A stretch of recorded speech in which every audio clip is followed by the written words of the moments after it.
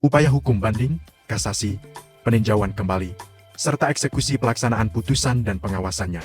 Pengertian upaya hukum. Upaya hukum adalah hak yang diberikan kepada pihak yang tidak puas terhadap putusan pengadilan untuk meminta pemeriksaan ulang. Tujuannya adalah untuk memperbaiki kesalahan hukum atau fakta dalam putusan, untuk menjamin bahwa keadilan benar-benar ditegakkan. Dalam hukum acara pidana di Indonesia, upaya hukum dibagi menjadi dua, upaya hukum biasa, banding dan kasasi. Upaya hukum luar biasa, peninjauan kembali PK, upaya hukum biasa, banding, dasar hukum, pasal 67-73 KUHP.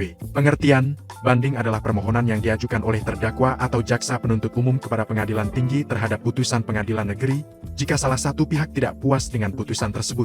Tujuan banding, memeriksa kembali fakta dan bukti pemeriksaan de novo, memastikan keadilan substantif di tingkat kedua. Proses singkat, permohonan banding diajukan dalam waktu 7 hari setelah putusan dibacakan. Berkas perkara dikirim ke pengadilan tinggi. Pengadilan tinggi dapat menguatkan, mengubah, atau membatalkan putusan pengadilan negeri. Contoh kasus, jika terdakwa merasa hukuman terlalu berat, ia dapat mengajukan banding agar hukumannya ditinjau kembali. Kasasi, dasar hukum, pasal 244-258 KUHP. Pengertian, kasasi adalah upaya hukum ke Mahkamah Agung terhadap putusan pengadilan tinggi, jika dianggap ada kesalahan penerapan hukum. Catatan penting, kasasi tidak memeriksa fakta, hanya memeriksa penerapan hukum. Alasan kasasi dapat diajukan, pengadilan tidak berwenang atau melampaui kewenangannya. Salah menerapkan hukum, tidak memenuhi syarat prosedural yang ditetapkan undang-undang. Proses kasasi, permohonan diajukan ke panitera pengadilan dalam 14 hari setelah putusan banding. Mahkamah Agung memutus berdasarkan berkas perkara tanpa sidang ulang. Contoh, jika terdakwa merasa hakim salah menafsirkan pasal hukum, maka ia bisa mengajukan kasasi. Upaya hukum luar biasa, peninjauan kembali PK, dasar hukum, pasal 263-269 KUHP.